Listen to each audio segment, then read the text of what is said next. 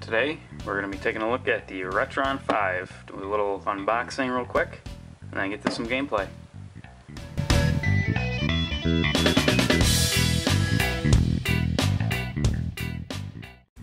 Alright, so everybody probably knows the RetroN 5. It's a 5-in-1 system, GBA, Super Nintendo, Nintendo, Genesis, Famicom, Super Famicom, and if you have a power-based converter you can play Master System games on it. So it's a pretty neat system feature-wise. I'm going to do a quick unboxing and then we'll get to some gameplay.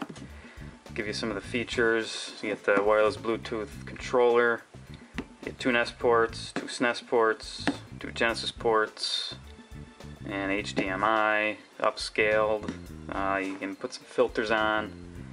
So it's got some pretty neat features, but this is the box here. There's the top. Got a cool little design on there. There's the side. Multiple system compatibility. Audio video enhancements. There's some video or audio enhancements also.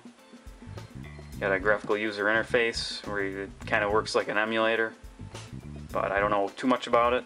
But we'll take a look at that when we get running.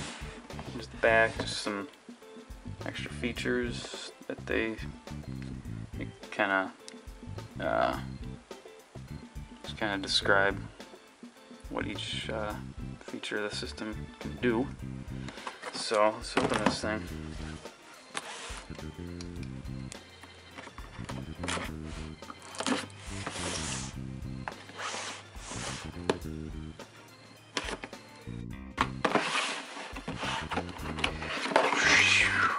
Look at that. Oh, we've got some blinking lights. That's cool. Take a look at the controller. Very cool. Look at that. Clicky. I don't know how I'm gonna like that. Everything clicks like a mouse. There's the back of it. We'll see how that works out. I'll probably end up using the original ones, but there's that. HDMI cable. Nice thick cable too. That's nice. So it's maybe like your charge cable. Yeah, your charge cable for the controller.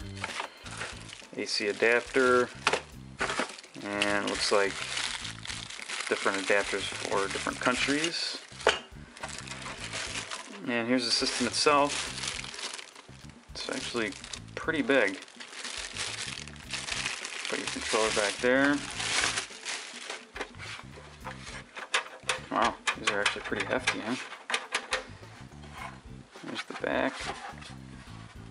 SD card slot for your saves. HDMI, USB, power. There's your controller ports. GBA port, power. More ports on the side for 1 and 2 player. And bottom. Famicom, NES, SNES, Genesis. So, okay, that's the unboxing, I guess. Manual, got some stickers it looks like. So, let's get to some gameplay. Alright, so I fired up the RetroN 5 here with some Super C. I played it for a couple seconds, but we'll get back into it here. And I'll reset the game once I get into it. So, continue. I'll show you some of the game menus that right now, I guess. Go to settings, you got image filters, scan line, aspect ratio, overscan, force original resolution. Yeah. Turn that off. See what that does. GUI sound effects. Yeah. Button mapping.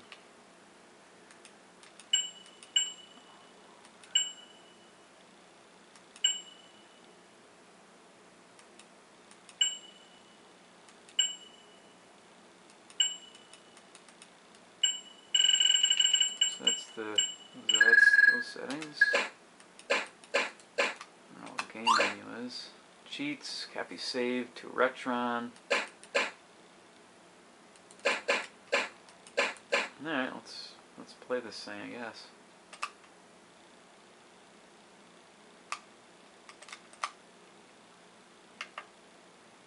And I am using the RetroN 5 controller here.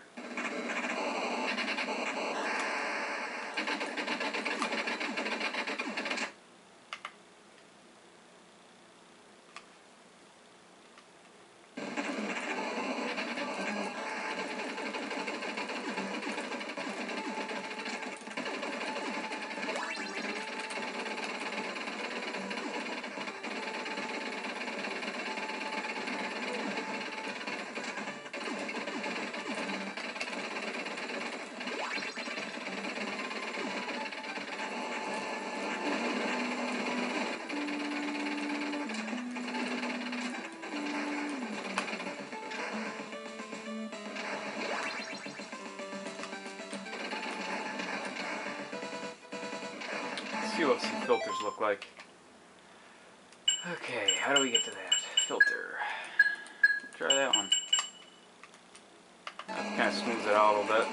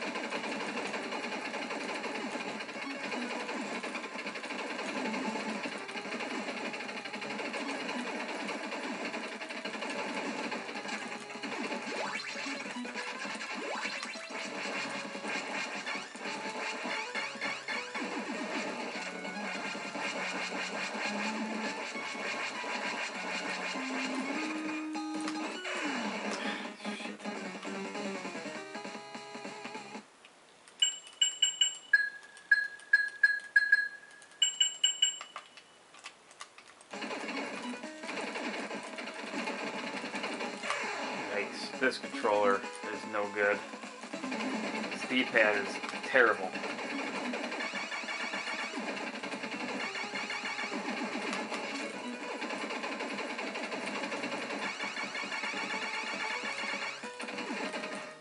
Play some Rolling Thunder real quick. Don't really know if that's going to show up. Nah, not really.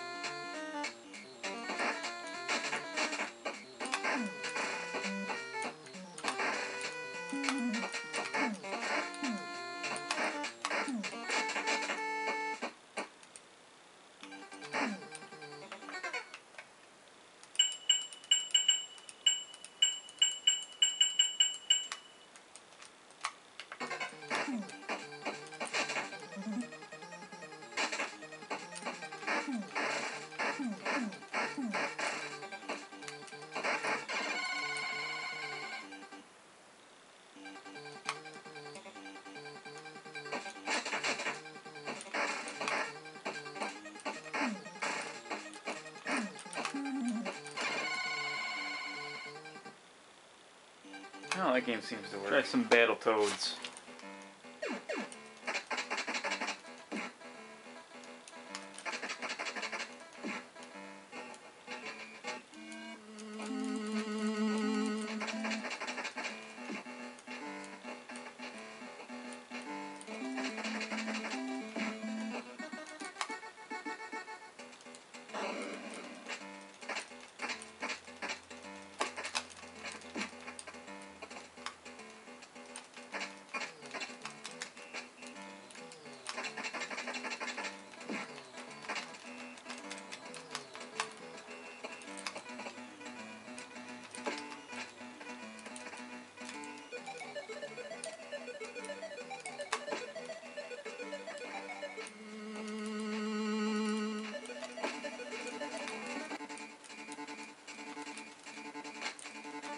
Ah.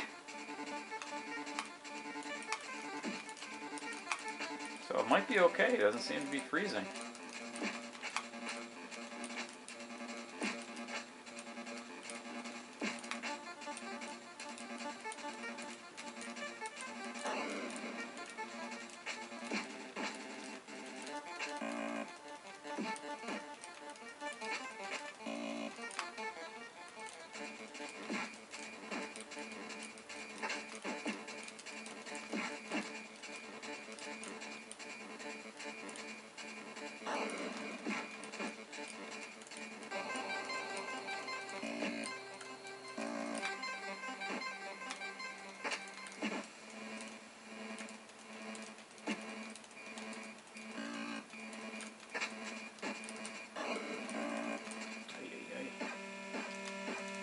Yeah, so it seems okay. We'll go on to the next one that usually doesn't work, which is Castlevania III.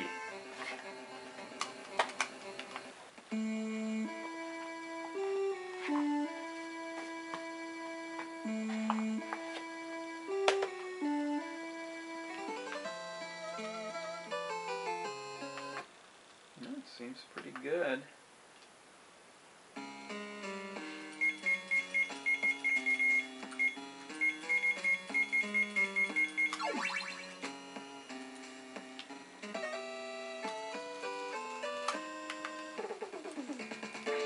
Yeah.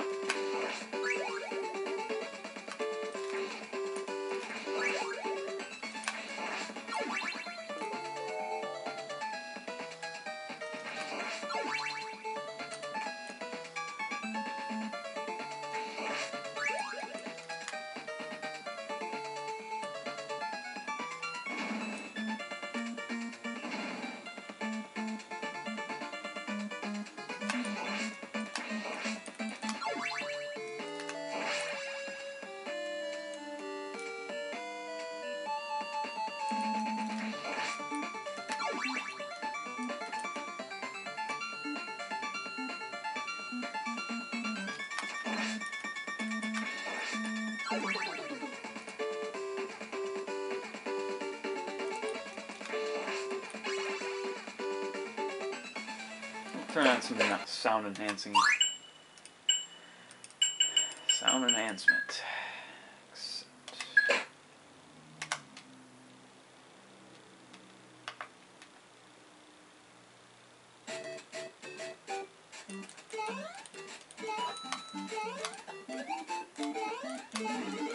Noticing a little lag with the controller. I'm still using the RetroN 5 controller, and there is definitely some lag.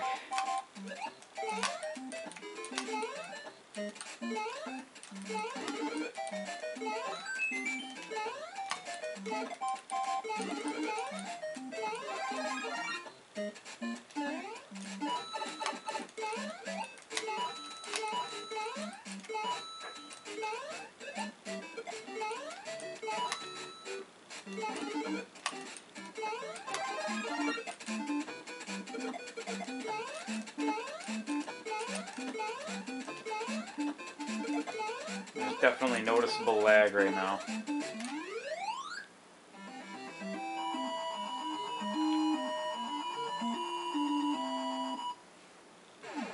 Alright, we'll try out a Super Nintendo game. We'll put in some All-Stars. Well, we'll just play it anyways.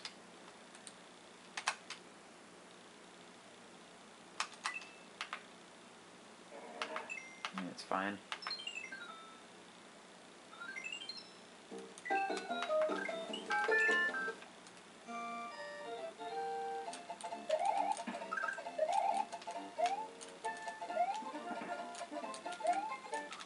Yikes.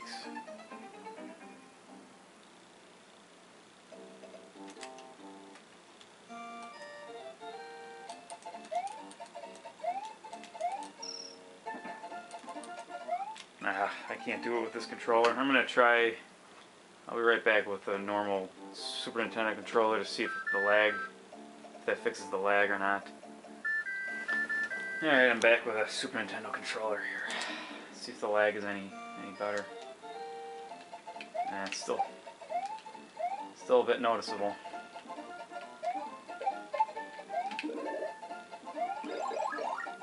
And that probably has to do with my TV, so that kind of sucks.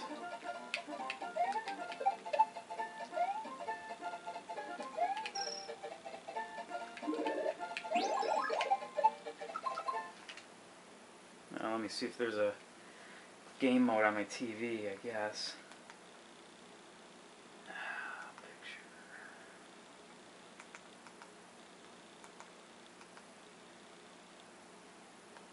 Try that, see what happens.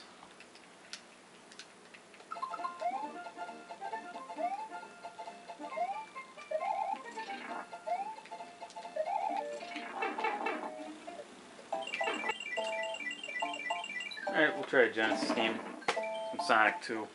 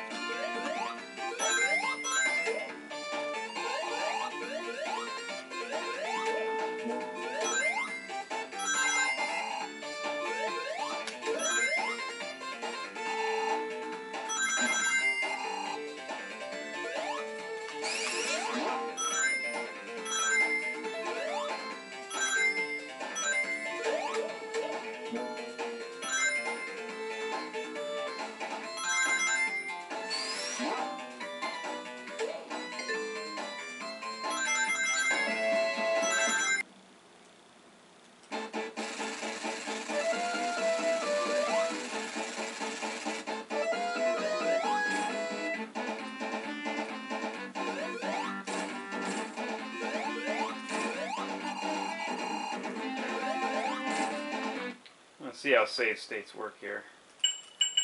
Go to save state. Okay, let me exit. Turn the main menu. Let's turn sound enhancement off.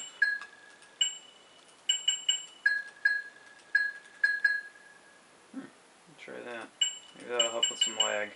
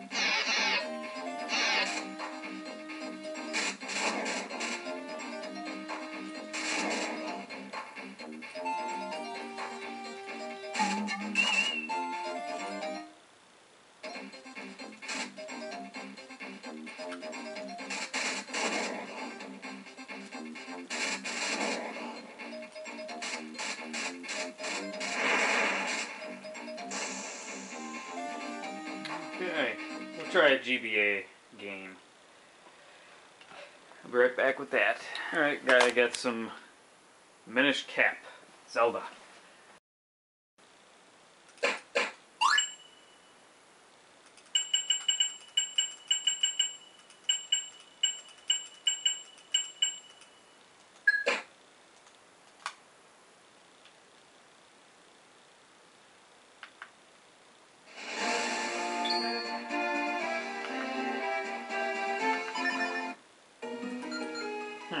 Looks like it erased my saves. That's cool.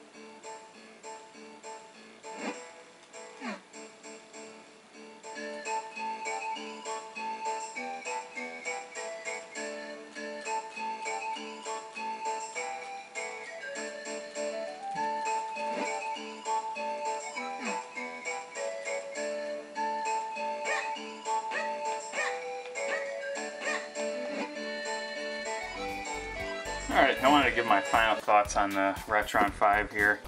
Give myself about a month or so to test the thing out. I'm just going to start off by saying that I got a beer that I'm going to crack open, some old Milwaukee. But I wanted to start out and just say right off the bat that I unhooked this thing from my TV. It just doesn't suit my needs. There's one glaring problem, and I'll just start out with the cons of this thing, is the input lag. Could have been, it might be my TV, but the input lag I just could not get used to. I mean, it was unbearable. I hooked up my Retro Trio to my HD TV here, and there's no input lag whatsoever on the Trio. Some other negative aspects of the system is there was one game I put in. I think it was could have been on the Game Boy Advance, the Link, the Zelda game, Minish Cap. Wiped my save games out. I was hesitant to put any other cartridge in because I didn't want to lose my saves.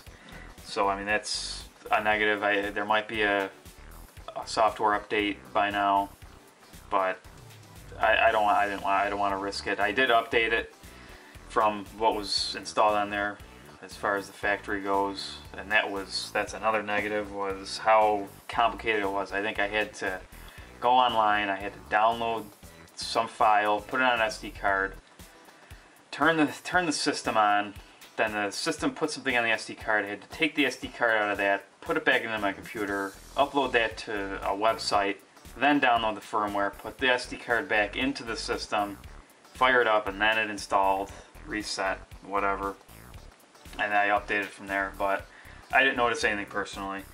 Another negative is the Game Genie codes, or that I couldn't get any of them to work. So that's another negative. No flash cards work in these. I have a Genesis, the Super Nintendo, that do not work in it. It just gives you a blank screen. And there's no RCA cables in the back of this thing. Yep, there we go. Just the HDMI, which is okay. But again, the input lag, that kills it. That kills the HDMI. And you can't have more than one cartridge plugged in, which is kind of annoying. If you have a Super Nintendo plugged in, you can't have a Genesis cartridge at the same time. It's one or the other, or one at a time.